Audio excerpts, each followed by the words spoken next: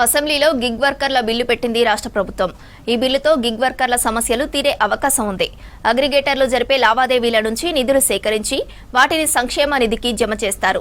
యాజమాన్యాలకు కార్మికులకు మధ్య వచ్చే వివాదాలను పరిరక్షించేందుకు బలమైన యంత్రాంగ ఏర్పాటు కానుంది. సమస్యలపై తక్షణమే ఫిర్యాదు చేసేందుకు ప్లాట్ఫామ్ స్థాయి కమిటీలు, జిల్లా స్థాయి అధికారులతో యంత్రాంగం ఉండనుంది.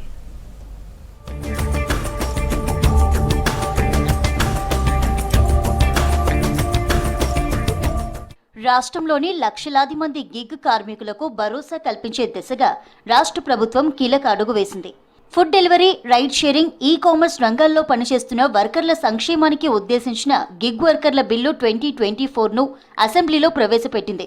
అసంఘటిత కార్మికులకు చట్టబద్ధమైన గుర్తింపు, సామాజిక భద్రత కల్పించేలా ఈ బిల్లును రూపొందించారు.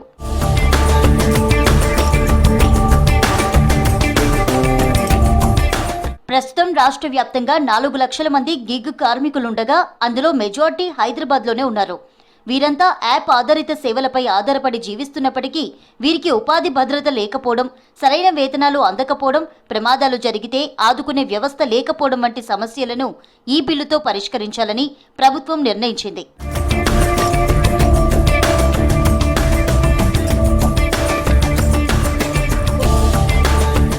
ఈ బిల్లుతో గిగ్ కార్మికుల రిజిస్ట్రేషన్, పర్యవేక్షణకు సామాజిక భద్రత సంక్షేమ బోర్డును ఏర్పాటు చేస్తారు.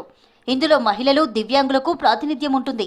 ప్లాట్ఫామ్ ఆధారిత కార్మికులందరికీ ప్రత్యేక గుర్తింపు సంఖ్య, యుఐడి కేటాయిస్తారు. దీంతో ప్రభుత్వ పథకాలు నేరుగా వారికి అందుతాయి.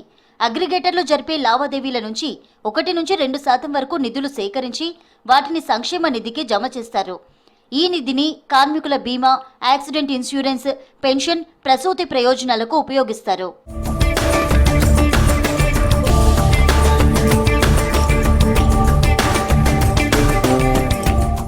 యాజమాన్యాలకు, కార్మికులకు మధ్య వచ్చే తగాదాలను పరిష్కరించేందుకు బలోపేతమైన యంత్రాంగాన్ని ఈ బిల్లుతో ఏర్పాటు చేస్తారు. ఇబ్బందుల నివారణకు ప్లాట్ఫామ్ స్థాయి కమిటీలు పనిచేస్తాయి. కార్మికులను పనిలో నుంచి తొలగించినా లేదా పేమెంట్లు ఆపేసి తక్షణమే ఫిర్యాదు చేసేందుకు ప్లాట్ఫామ్ స్థాయి కమిటీలు, జిల్లా స్థాయి అధికారులతో యంత్రాంగం ఉంటుంది.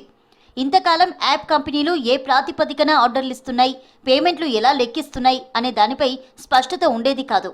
ఇకపై యాప్ కంపెనీలు ఇష్టమొచ్చినట్లు రేట్లు తగ్గించడం, కార్మికులను ఇబ్బంది పెట్టడం కుదరదు. కార్మికులకు ఇచ్చే పేమెంట్లలో పారదర్శకత ఉండాలి. నిబంధనలు ఉల్లంఘించే సంస్థలకు జరిమానాలు విధిస్తారు.